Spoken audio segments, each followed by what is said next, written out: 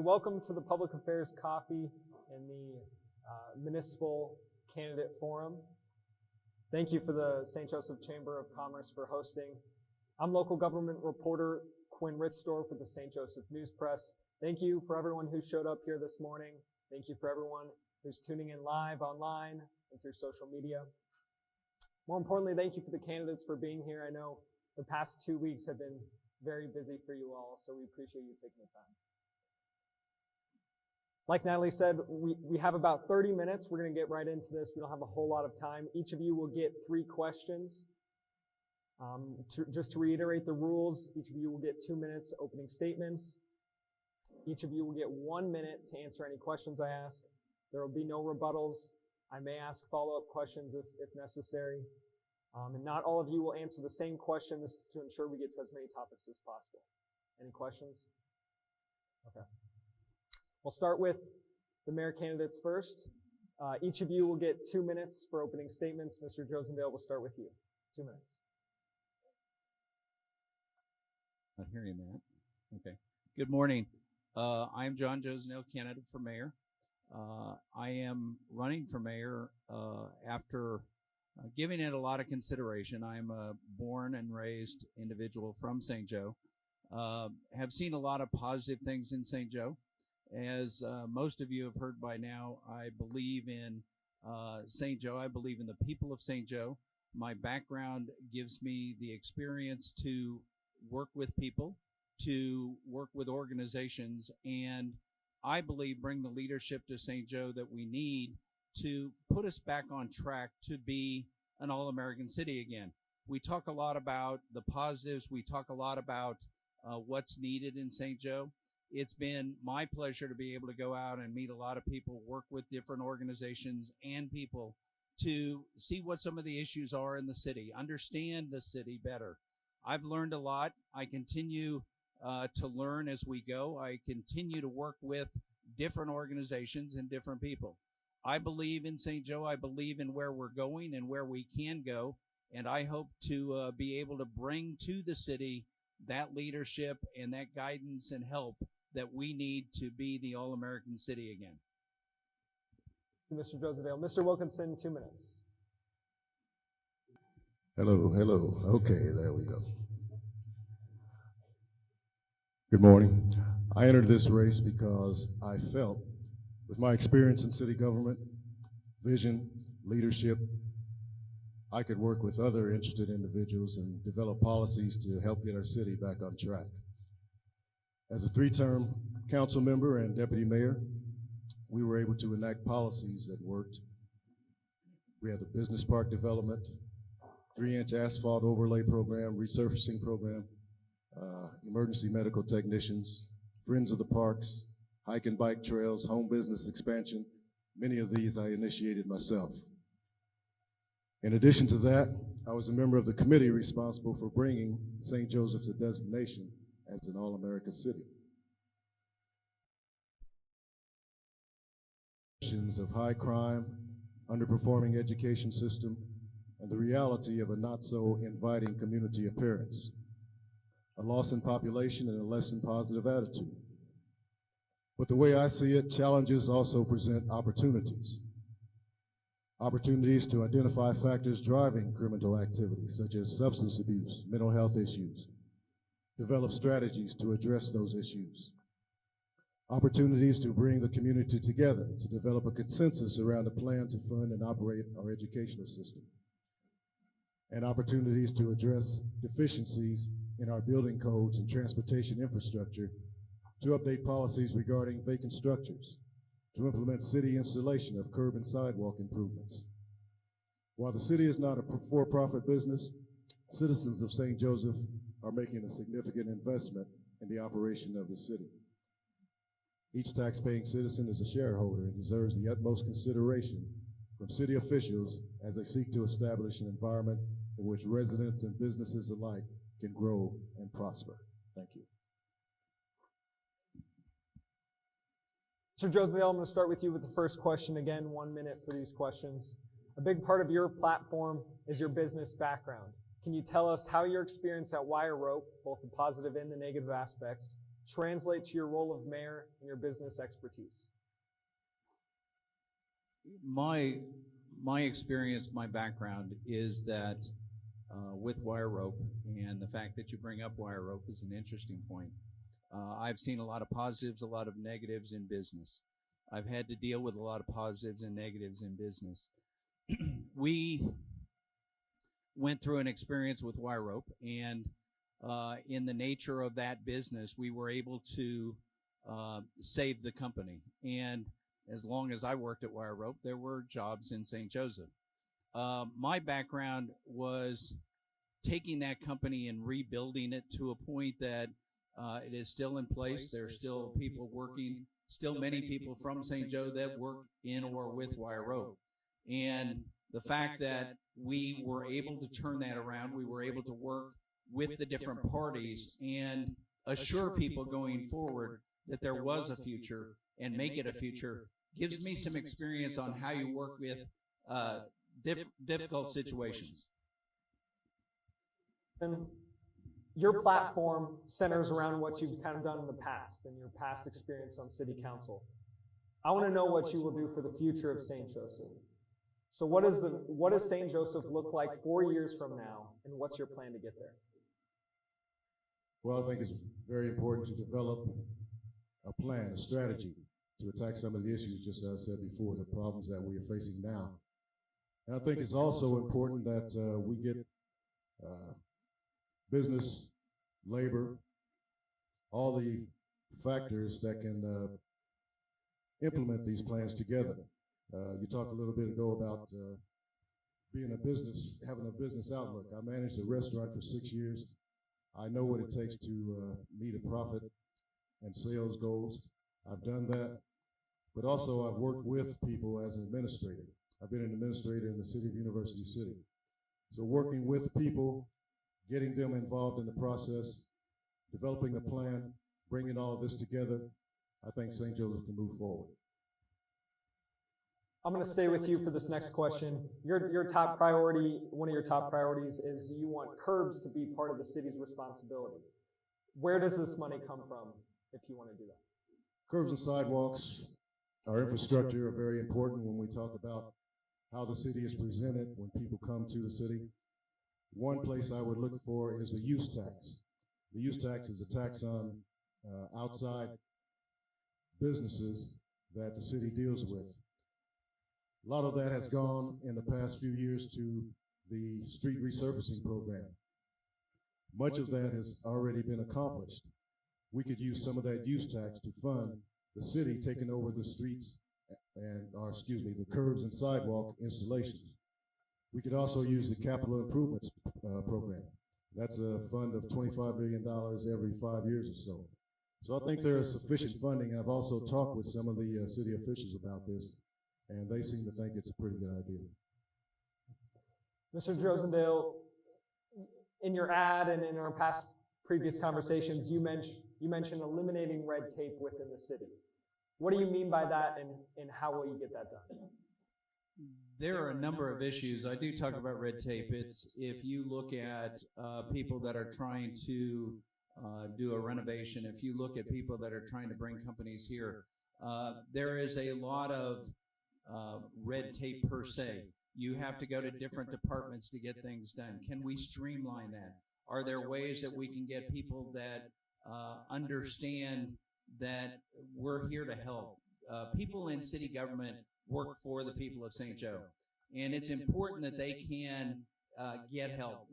It's not that you come in and get rejected. It's not that you come in and get sent to 5 different departments to do something.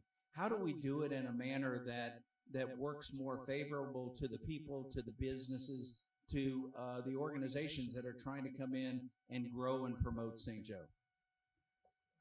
This question is for both of you. Last question here. Audience question. Mr. Drosendale, we'll start with you. How do you plan to reduce crime?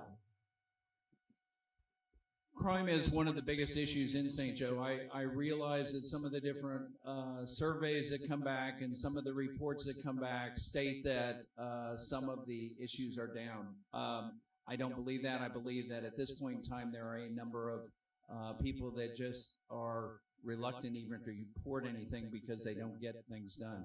I think working with the first responders, whether it be the police department, fire department, those different departments, understanding their needs, making sure that they have the needs, getting more officers on the street, trying to make sure that it's a positive campaign and that we work closely together with the different organizations to make sure that we promote and stop the crime. Then we have to make sure that they're prosecuted and put in jail or eliminated from the environment. Mr. Wilkinson, same question. How do you plan to reduce crime? I think we need to try to get to, as much as we can, the basic causes for a lot of this criminal activity. I think most of it is driven by substance abuse and mental health issues. We recently saw that there was a settlement in the opioid litigation. I think these funds need to be directed into a program that can work with organizations that are already online to help address crime prevention. I think that's one part of it. I think the other part of it is crime suppression. We need to support our law enforcement agencies, get enough police on staff that we can, the functioning of the police department is now kind of at a piecemeal basis because we don't have enough officers on staff. We need to get that up. And we need to overall look at the city employees, city pay. We're competitive. We need to be competitive with other entities as well as cities within our region. Thank you to both of you. We're going to now move on to District 1. Each of you will get an opening statement, 2 minutes. Mr. Davis, we'll start with you. 2 minutes opening statement. Thank you, Quinn. Good morning, everybody. My name is Madison Davis. I am currently on the City Council running for re-election here. I moved to St. Joseph in 2010. I was elected to the City Council in 2018, and it was easy to see whenever I was elected the areas where previous leadership was falling short. You look at places like our parks. Many places you'd go to the park and you couldn't use the restroom. You couldn't have an event at Krug Park or different places through town just because the infrastructure in those places wasn't where it should be. You look at what we had done for bridges as well, and being able to remove, replace, rehab bridges and infrastructure that had been failing for many years. So what I've done on the City Council is what I've promised I would do. I would look at the issues that we see on the council, develop solutions with the council that the community would support, and try to push those issues forward so that we can see some success in our community. And those are important things. We've got to be able to give our citizens who live here currently, the people who come to work here, and the people who come to spend their leisure time in St. Joseph, reasons to believe in St. Joseph. We've got to be able to provide hope for the future and success in our current state. Thank you. Ms. Jones, 2 minutes opening statement. The memo. Sorry, I do have other clothes. I'm not going to stand up here and promise you all the moon and everything you want to hear, because you all know that's not possible. I'm only one vote out of these 9 that you're going to hear this morning. And we have repeated this at many forums, meet and greets, so I'm not going to say anything new to any of you that you already haven't heard. And I'm sure that all of you already know, sitting out here, who you're going to vote for. I previously served 8 years on the City Council, the last 4 as the deputy mayor. If elected, my #1 goal is sidewalks at the schools, which presently don't have any. What happened last year out there at Pickett School was a tragedy and should have never happened. I also want to be more involved with our 139th. It hasn't been mentioned as far as I can remember at any of our forums or our meet and greets, but it hasn't mine. We need to be more involved across the river. I'm seeing several of our commissioners here this morning, and they know how important that place is to all of us. If elected, I want to have a program in our city to clean it up. It's time that we quit talking and do some action about our city. We're wanting to know why people is leaving. We don't have much to offer these people. We can't get jobs to come in here the way that we're looking. I just appreciate all of you here this morning, and I thank you for this opportunity. I'd appreciate your vote April 5th. And by the way, they're already forecasting rain, bad weather Tuesday. Sorry. Thanks, Ms. Jones. Next question, each of you will get 1 minute. This is the question for both of you. Mr. Davis, we'll start with you. What are 3 ways the city can revitalize St. Joseph Avenue? First thing I think we can do is look at some of those things that we have in place for downtown, whether it be the facade improvement program or the community improvement district, and expand those areas to not just St. Joseph Avenue, but South Side, different areas of our community, that programs that we know are successful, that businesses utilized, that we see the results of today, and improve those things in those other areas. And that's what we've been able to do in the last 4 years. With work on city staff and cooperation between city council, we're working on expanding those programs to other areas of our community. And it's just, it's one of those that maybe it's taken too long to expand those programs to other areas of our community that the businesses and citizens downtown have been able to enjoy. Ms. Jones, same question. What are 3 ways the city can revitalize St. Joseph Avenue? St. Joseph Avenue, as I have told some of the owners of the properties along that stretch, Habitat for Humanity used to give out paint, stuff to fix your buildings up. That program's no longer in existence. But if you're a property owner, I'm sure you have the money that you could get a gallon of paint. That does a lot for a place, and we all know that. Appearance is very, very important. And we've lost that. People don't care how their buildings look anymore. So I would say that we get involved with the owners of the properties and do everything possible to help them to get that place back up where it looks halfway decent. Okay? Next question, Ms. Jones, we'll stay with you. You mentioned the sidewalks, and there is a need for sidewalks at local schools. But why should the city use taxpayer money on a school district project, and how would you partner with the school district on something like that? For 8 years, I've asked, can we get sidewalks? And I was always told, no, we don't have the money. And the school district, many years ago, used to have a program for things like this. They don't have that no more. But what we do need to know is we have the money in the city funding now. We have that money for those sidewalks. And something that all of you need to think about right now is we hear the word grants a lot. That money doesn't come from out of the sky. Where does that grant money come from? So whether it's sidewalks or whatever we're going to talk about, that is taxpayers' money. That's the only way anything gets done. Quick follow-up, you mentioned the city has the money. What money? That money is coming from the COVID relief funding money. And by the way, in the last 6 months, I went to a council meeting and I got up and I asked the council, why didn't the committee that they picked address that before they turned in all the places that they thought deserved that money? And I was told by the city, they have to be new construction. There's a lot of things that goes along with that. I'm told to stop. Sorry. Mr. Davis, same question. Should the city use taxpayer money to build sidewalks? No, I think it's certainly a discussion that should be had.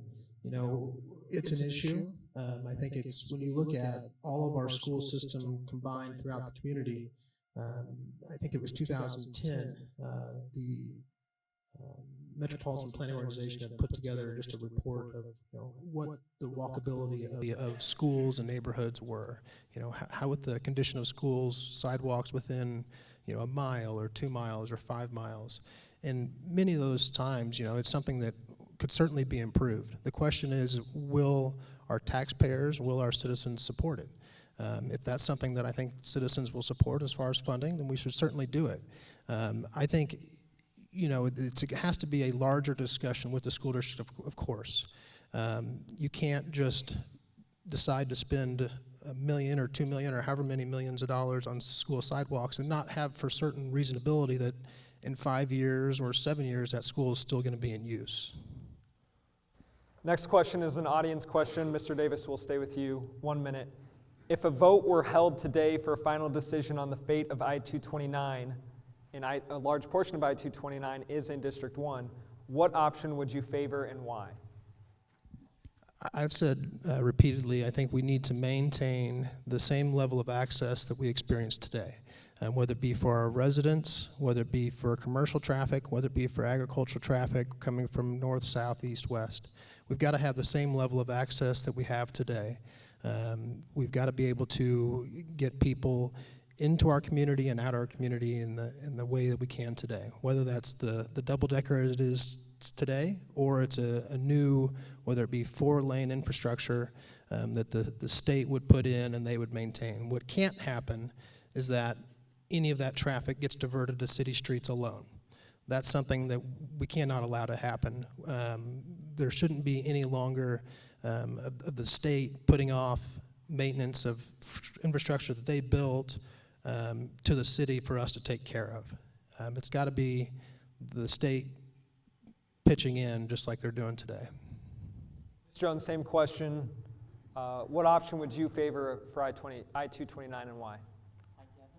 On it left, okay? Not just because of the people north that use that daily, but people right here in St. Joe use it every day. And one of those people happens to be the councilman right now, P.J. Kovac. He used to come up St. Joe Avenue to go to his business out on K Highway. When the council that I used to be on voted to do away with St. Joe Avenue as it used to be, people going to work early in the morning, what a headache. Going home in the evening, same thing. So he no longer uses St. Joe Avenue. He uses that interstate. And there's a lot of people that feel just like him. I'm not going to go down that avenue and go through the hustle and bustle because you can't pass there. So I want 229 left. Thank you to both of you. We're going to move now to District 4. Each of you get 2 minutes for opening statements. Mr. Grimm, we'll start with you. Thank you. Thank you for having us this morning. My name is Mike Grimm. I'm running for City Council 4th District. I'm a lifelong resident of St. Joseph. Is that better? Okay. I'm a lifelong resident of St. Joseph. I spent over 30 years as a commercial pilot and as a chief pilot and then director of flight operations. My priority has to be crime and personal safety. The problem we're having in St. Joe is so big that we're not going to be able to arrest our way out of it or buy our way out of it. We have to look at what the drivers of crime are: poverty, lack of education, lack of marketable skills, drug and alcohol addiction, mental health, lack of long-term treatment programs. The city council and the community has to work on those core issues. If we can mitigate those just slightly, we can let the police department do the job they were trained to do with the correct leadership and equipment and support. We can make a difference in crime over the next few years. The second one has to be the appearance of the city like everyone. That's a big point that we have to figure out how to solve. But it's more than just buildings. A lot of the businesses on the Frederick Avenue corridor are now locking their doors during the day because of the congregation of people going in and out of their business and standing on sidewalks and bothering their customers. So it's a big problem that that we need to address, and the city council has to be the leader. Thank you. Mr. Moore, 2 minutes, opening statements.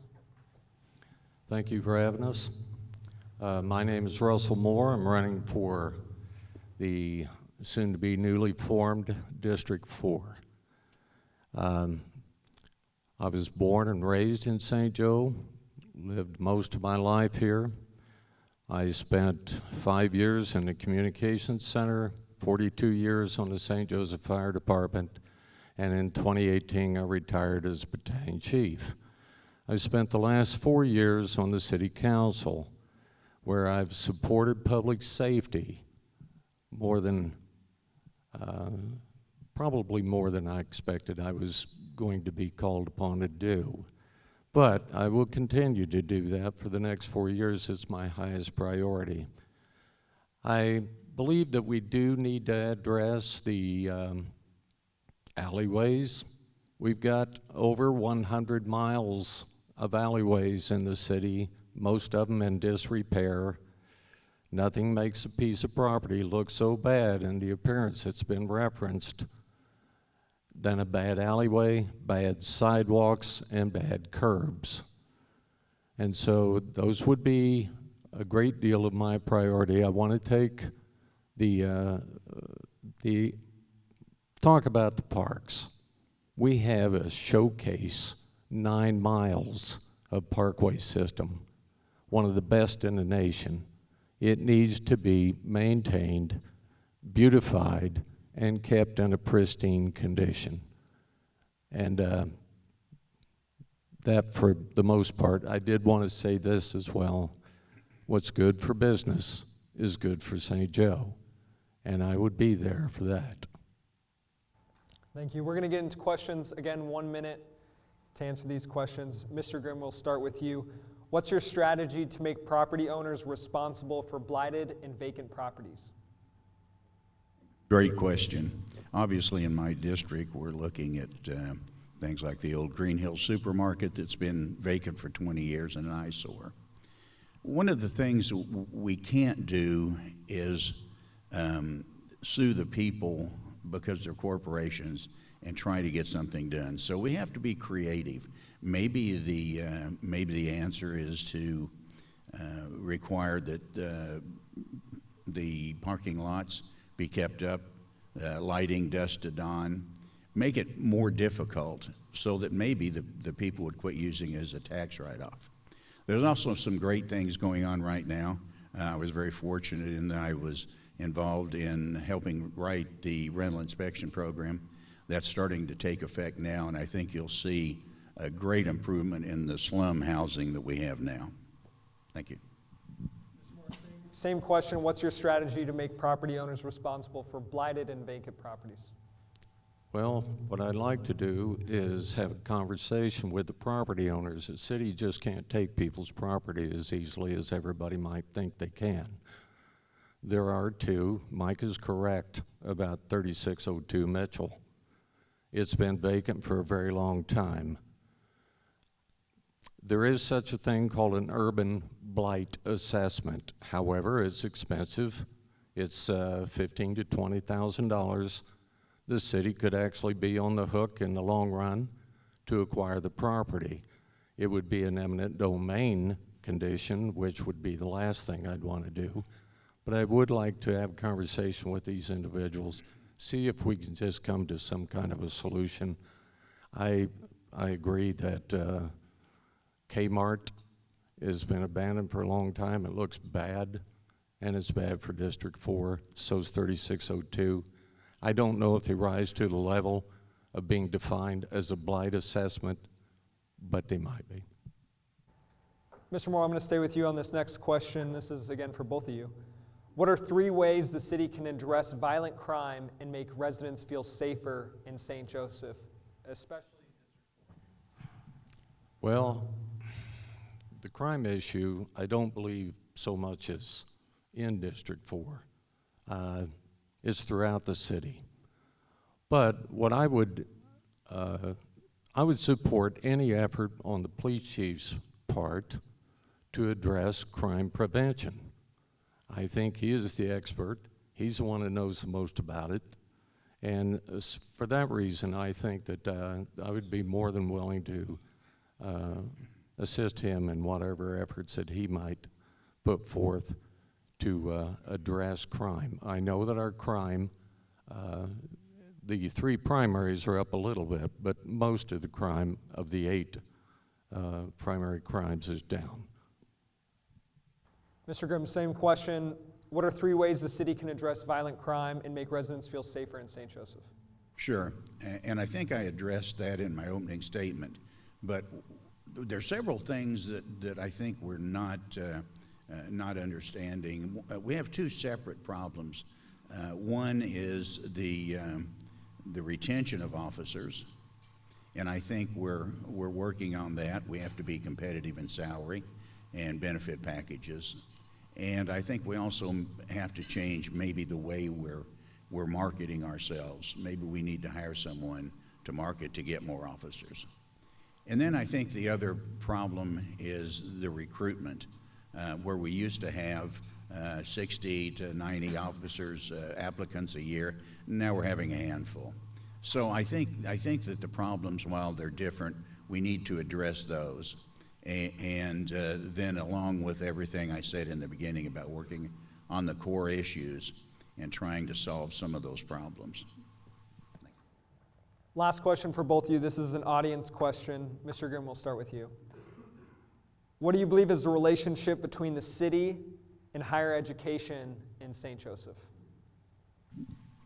I think that obviously we need higher education. It's something that is a direct relationship to business. We also need, though, to expand so that we're teaching trades to not only the high school students, but to adults. We're not doing that at all now. So I think we have to look for ways that we can, and a great way to do that, to get people out of poverty, is to educate them.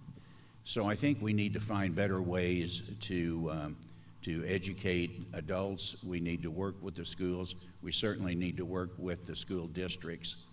And I think that's something that we have not done in the past, is sit down, talk with them, tell them what we need from them. They, certainly they're aware of the problems, but I think that we can help them and help the board to understand what we need from them for business. Thank you. Mr. Moore, same question. What's the relationship between the city and higher education here in St. Joseph? Well, we have 3 overlapping political subdivisions: the county, St. Joseph School District, and the city of St. Joe. I think we should all come together to find a great solution for higher education. I support higher education. When you say higher education, for the most part, everybody believes that's university, but I'd like to include VOTEC. That gives those individuals that don't want to go to college to earn a degree the ability to get a skill, to become, I don't know, a plumber, a mechanic maybe, the various things that goes along with skills that are not found in the university atmosphere. Well, that ends this first round. Thank you to all of you, and good luck on Tuesday. We're going to take a quick 5-minute break and bring the at-large candidates up. We're going to begin with the at-large council candidates. Again, thank you all for running. I'm just going to kind of reiterate the rules again. Opening statements, 2 minutes per candidate. Each candidate will get 1 minute to answer questions. There will be no rebuttals. I may ask follow-up questions if necessary. And I will not be asking all of you the same questions. That's to get to as many topics as possible. We have 30 minutes. We're going to get right to it. Opening statements, we're just going to start alphabetically and work our way down. Ms. Blessing, 2 minutes opening statements. Thank you. Thank you. Can you hear me? Try it. Hello? Hello? Hello? Hello? Hello?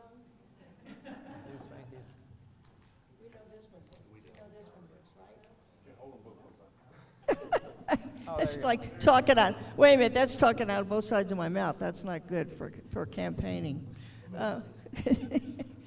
Thank you for the opportunity to be here today.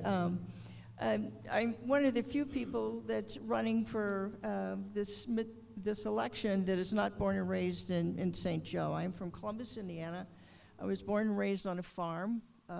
We raised our vegetables and didn't get close to any calf or anything because we knew it was going to be hamburger that winter. So we kind of lived off the land and knew that. My father was in public service for a number of years, and I think that's where I got my my upbringing about taking care of people and important for all people and how we view people.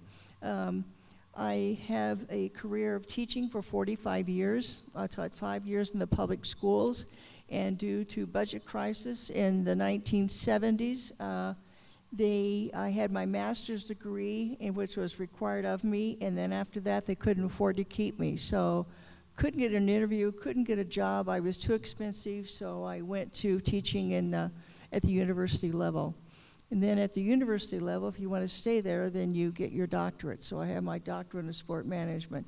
I have the experience of running a small business. I ran a department for 20 years, and that's hiring faculty, keeping budgets, keeping within state guidelines, and so on, working with building and the new. It was nice to be able to work with the new sports complex, and I think that I can bring a diversity to the council, hoping with my leadership and responsibilities that I've had.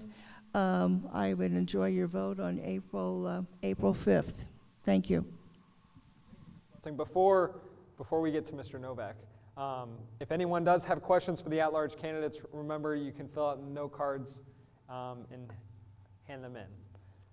You guys are in the wrong order there. Mr. Novak, Mr. Novak, we'll start with you alphabetically. 2 minutes. Thank you. Can you hear me? There we go. Okay. Hi, I'm Marty Novak.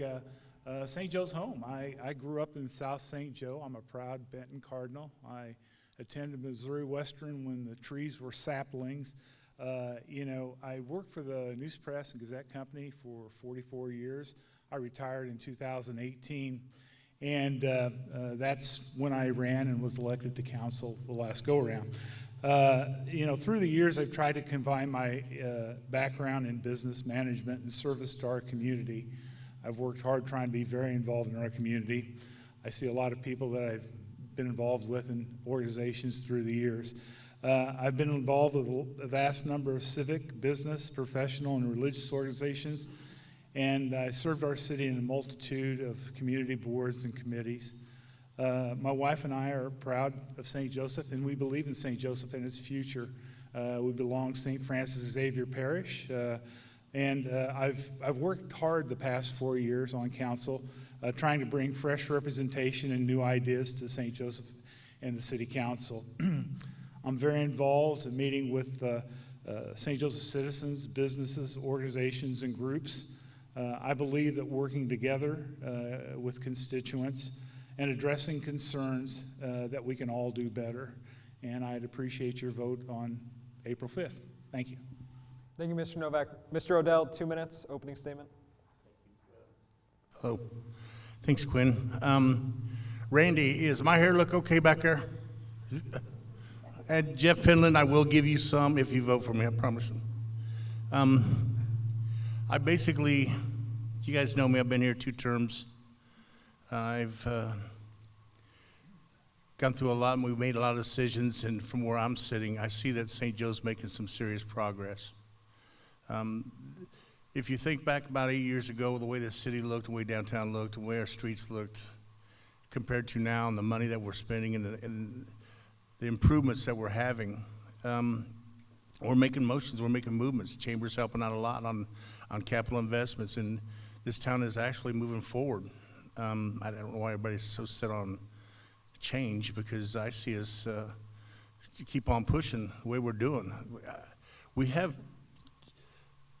literally everything in every department. There's always needs work, and our council always is improving and pushing for improving our situation in St. Joe. You know, the things that we've done in just this year, if you think back, all you guys always worried about when that pandemic hit, you were worried about, you know, your loved ones and your mother and your father, your grandmother and your grandmother. Well, there's about 3 of us up here and about 3 of them out there that had 70,000 people to tend with. So if you can think about the burden that we've had in the past and the accomplishments that we've made, not only with the lives and livelihoods that we had to contend with for 2 years, I wouldn't change anything. I'd keep the same ones in here, because if I want a dog on my porch, I want the same dogs that just went through the 4 years that just happened. So you might want change from where I'm sitting. The dogs are doing pretty good on this porch.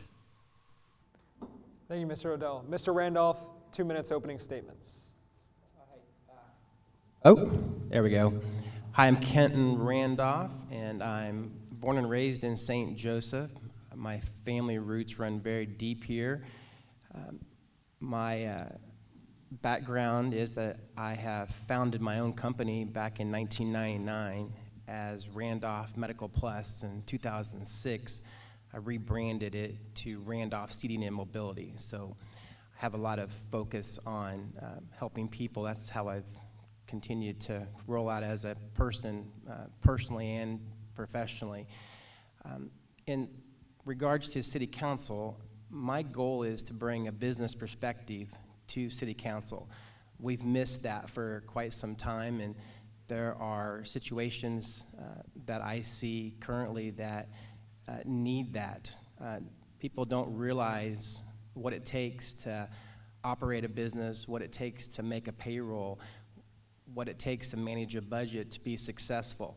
St. Joe has a lot of great things to look forward to. I love St. Joe. I have no intentions of leaving St. Joe. I want further generations to stay in St. Joe, and I believe I would be a tremendous asset to this community to help the folks that live here, to help businesses that are currently here, and to encourage new businesses to continue to come to St. Joseph. We have lost a good number of people over the last 10 years, and I want to be part of changing that. And I think I have the education, the tools, and the personality to make that happen. So I have a lot more that I could go on with, but I appreciate your support, and hope I gain your vote on April 5th. Thank you, Mr. Randolph. Mr. Reeder, 2 minutes opening statements. Are we live? Okay. Thank you very much. Thanks for everybody for coming today. The first thing I need to mention to you is that if you want change, you have to vote change. So with that in mind, I'm not going to go up here and tell you what I'm going to do. I'm going to be one of 9 people that need to cooperate together.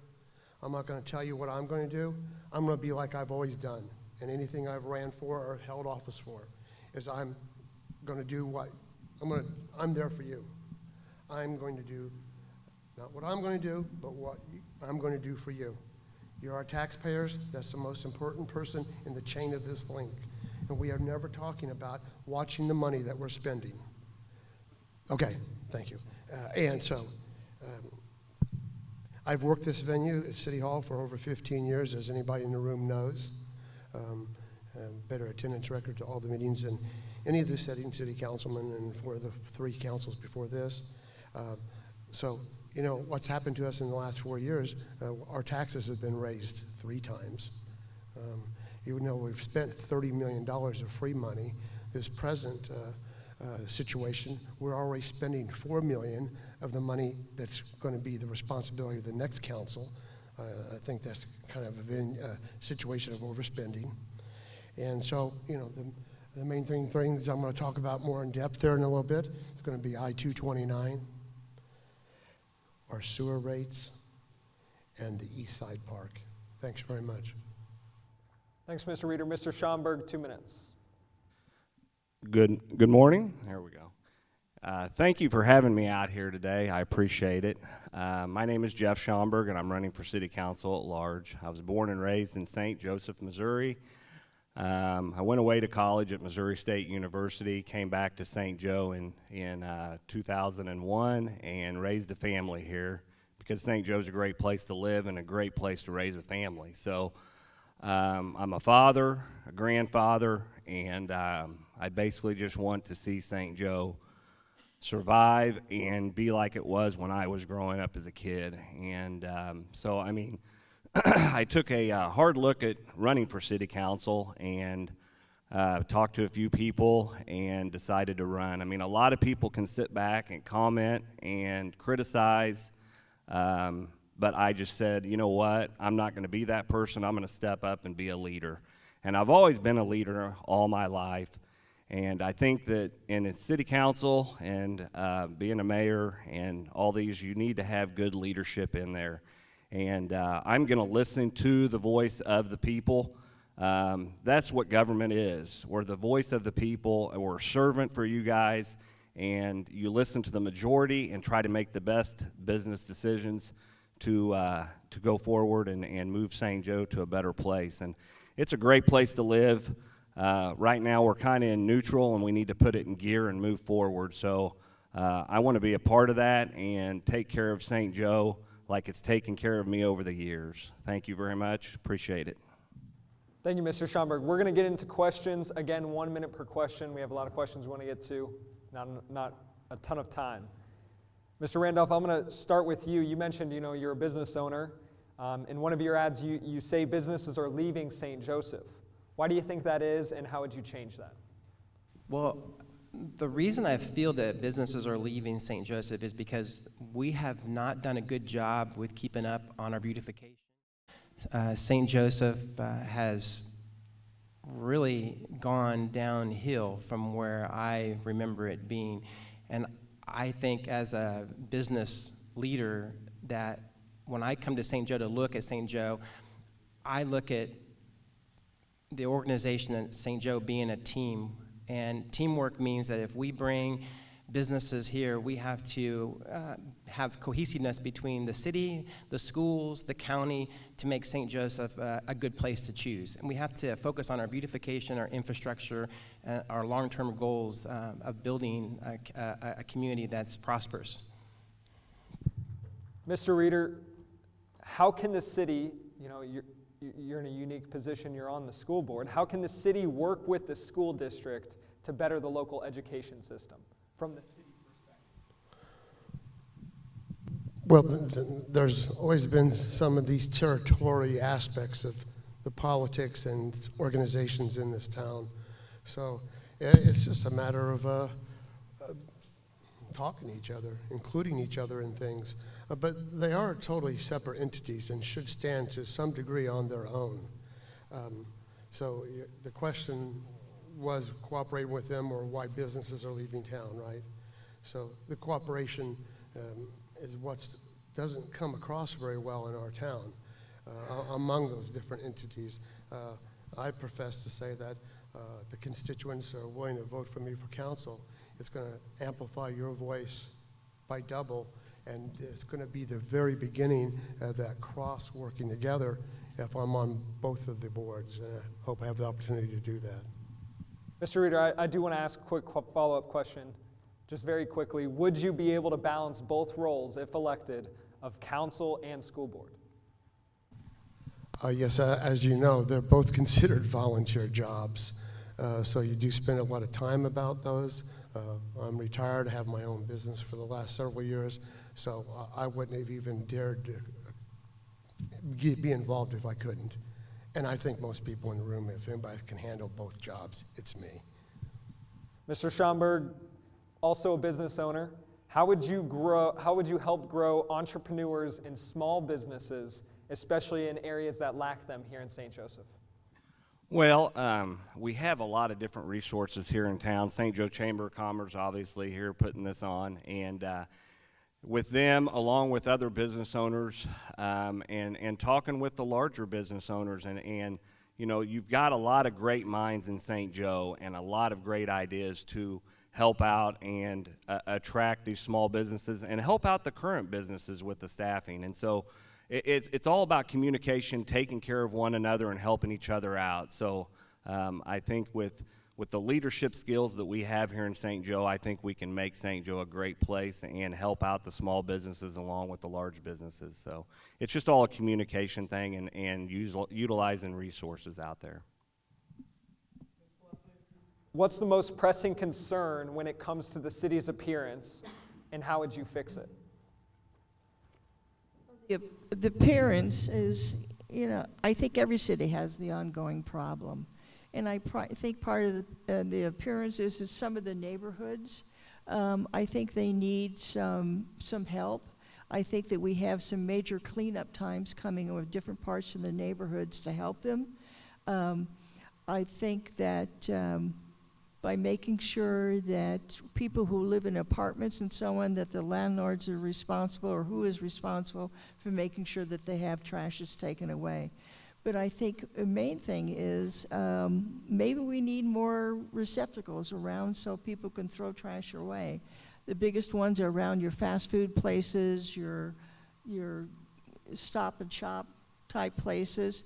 But I think it's a mindset with the city. I think the whole city needs to take more pride.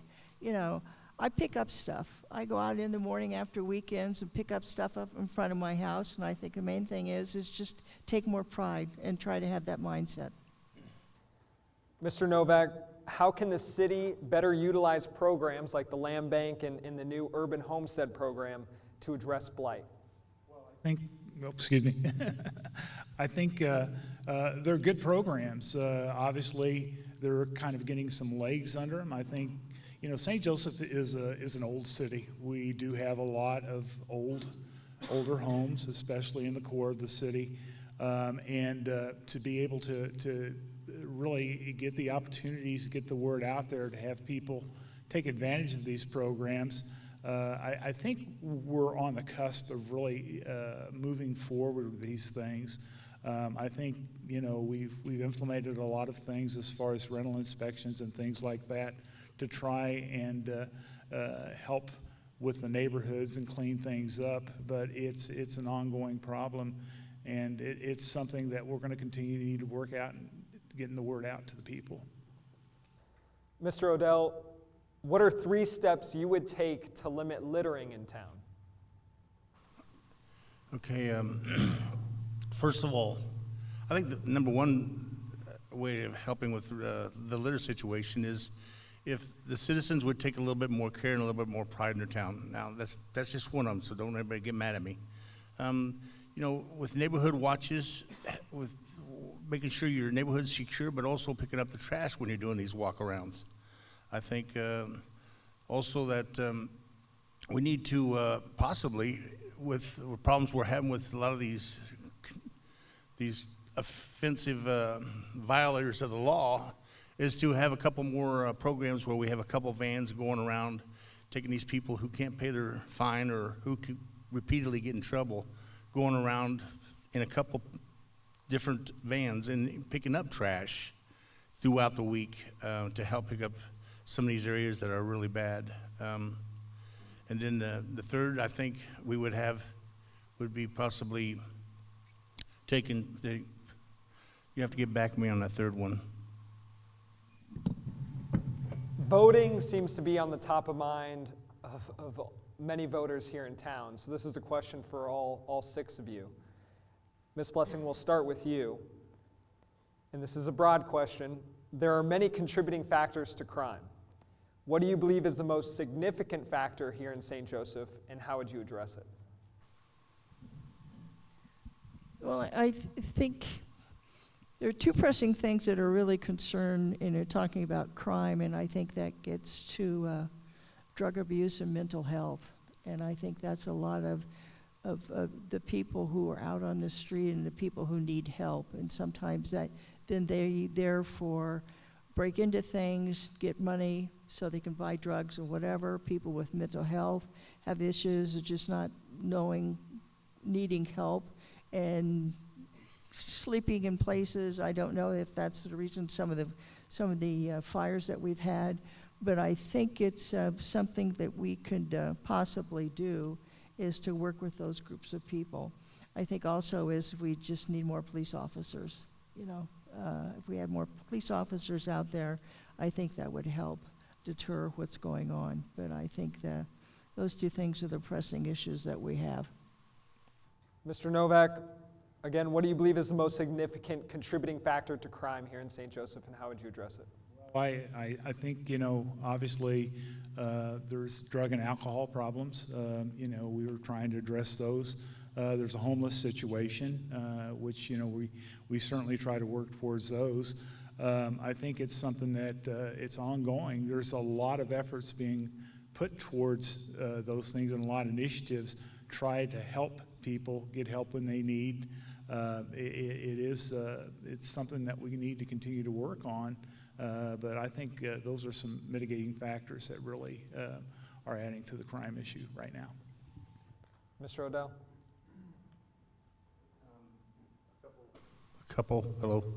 A couple of ways we can possibly, just like these two said, we need to get more boots on the streets. We need to get those positions filled that we have in the police force. We're presently trying to work through with the police force on the wages and stuff to make it more appealing to work in this area.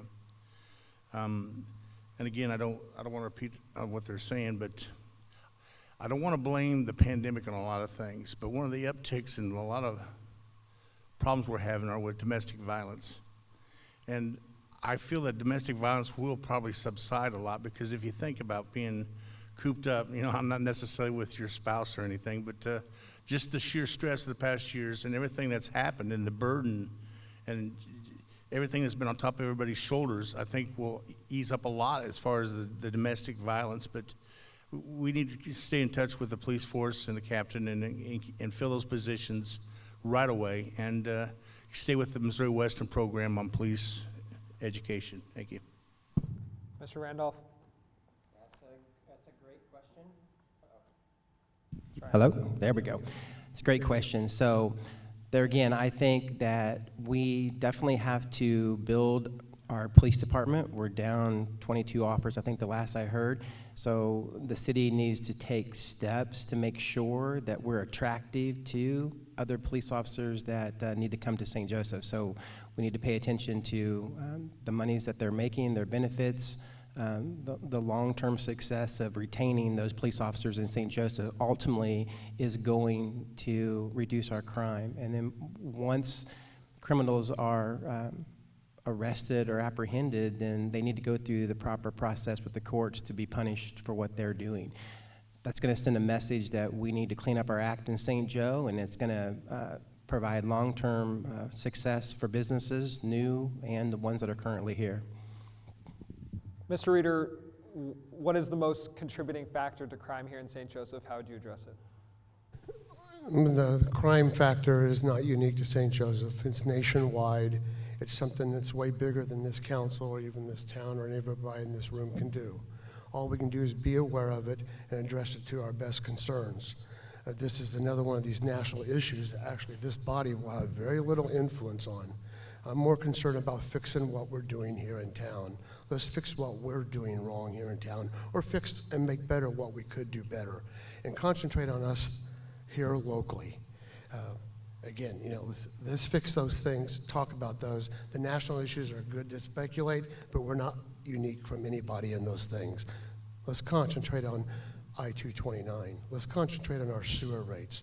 Let's concentrate on the lack of an East Side Park when we just passed a $60 million tax for parks. Mr. Schomburg? Well, I think the two main contributing factors to crime in St. Joe, one is drugs. I think that is overwhelming across the nation. And two is lack of support for our police officers. And we need to get that back. We need to support our police officers, our first responders. We haven't done that in the past. We haven't been proactive. We've been more reactive. And we need to step up and get these guys what they need to do their job in order to make St. Joe a safe place. And along with our drug strike force team and our sheriff's department, everybody needs to work together as one, as a team, and work as whole. And St. Joe needs to do that as we the people too. We need to step up and make sure that we're helping each other out and helping thy neighbors. So I think along with all that, we can make St. Joe a safer place to live. Thank you. Thank you. We have about 5 minutes. We're going to do one last question for all of you. Mr. Randolph, we'll start with you. How would you improve the city's sewer system while also keeping rates low? Yeah, it's a tough question. So as the community, we have to, the city anyway, we have to look at ways to work with organizations that are involved with American Water and so forth. So that part of St. Joseph is a big concern, but I need to gather more information to give a better answer to that. So I like to focus more on things that we need to improve on, that we've mentioned before, that goes hand in hand with City of St. Joseph. We have infrastructure problem, we have beautification problem, we have crime as a problem. So those are things that we really need to come back and focus on our core of St. Joseph and make St. Joseph a beautiful place. And with all that, we definitely need to be mindful of what we're doing when it comes to taking care of our folks that live in St. Joseph, our citizens, our businesses, and our new businesses. So we have to make that very attractive to them, and the sewer bill, taxes, and so forth are several of those to go along with that. Mr. Reeder, same question. How would you improve the city's sewer system while also keeping rates low? Okay, well, again, a way bigger issue than we can solve here, but it is one in my top 3 list of what we need to do. What we need to concentrate on, again, is locally all the things we have good. You know, I managed to escape from St. Joe several times when I worked for Bank of America for 20 years in New York, Minneapolis, Overland Park, Omaha. I chose to come back. We have it pretty good here. We're doing okay. So what I think a lot of people are talking about here is to choose to cooperate. Cooperation is kind of the theme of this whole situation here. And I want to say that this council, moving forward, a new council, can institute that. Look what we've done over at the Sioux School District. Because of these young folks I've been elected with, we're going through huge changes there, and it's all about cooperation. And we want to reach out to the rest of this community, county and city, for future cooperation. It's all about cooperation. We're one vote. We all need to push together. And we've made good progress in lots of parts of town already. Mr. Schomburg, this is an audience question. What is your position on legalizing medical and recreational marijuana here in the city? Wow, you guys gave me a doozy there. Hello? Yeah. You gave me a doozy there. You know, it's a tough question because you got a lot of people with the medical issues on that, but my stance would be not to legalize it. You know, again, it's very controversial, but, you know, we've got a drug problem. We need to work and focus on a drug problem there. For medical reasons, if you have a medical card, I think it's a good thing for some people there, but legalizing it all the way through society, in my opinion, I would not do that, so. Ms. Blessing, same question. What is your position on legalizing medical and recreational marijuana here in St. Joseph? Well, I think it's coming. Some people were signing something to get it on the ballot. I think in due time it's coming, as the other states around us are having it. I think if we are going to legalize it, I think we can learn from other states from their mistakes. But I just think it's a sign of the times, and I think it's going to be legalized in due time. It may create some problems, and I think you begin to look at other states as not that much of an issue, still being of age to buy it, you know. I think it would keep a lot of people from Missouri running over to Colorado, but other than that, I think it's going to happen, and I think it's the sign of the times. This last question is both for you, Mr. Odell, Mr. Novak. Mr. Odell, we'll start with you. Many residents in town seem to have kind of this negative attitude towards St. Joseph. How would you create, a positive culture, so to speak? How would you create a positive culture here in St. Joseph? Boy, that's a good one. How do you eliminate social media is a good start. Eliminate Facebook And don't all you Facebookers out there hate me or anything. I'm just saying if we want to keep this right.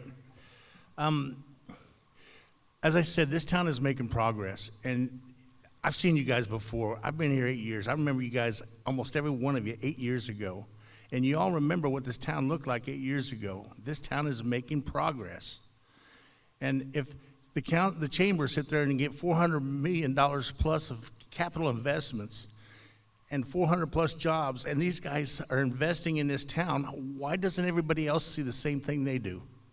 You know, you got to take pride in your town. If you want to make this an all-American city again, back then, we didn't have Facebook, social media, and look what we did. We supported our town. We need to go back to supporting our town the way it used to be and put in instead of pointing fingers and blaming other people. Sorry. Facebook. Sorry. Mr. Novak, same question. I like Facebook, you know. Attitude is everything, and I think it's something when you have to try and work to change a culture. I think it's important to show people what we have here. I think a lot of people, because they're so close, they kind of get blind to the fact that St. Joseph offers so much, so many opportunities. I used to like to take people around town and show them the different things that are going on in St. Joseph, when they came here to visit, and they're totally amazed. And I think we need to keep reminding people of that. You know, it's going to take a joint effort. It's not any one person.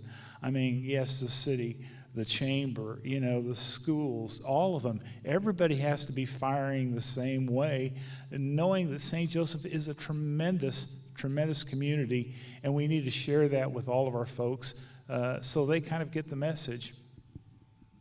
Well, thank you all for being here, and thank you all for running. Good luck on Tuesday, and thank you for everyone who came. Yeah, let's give them a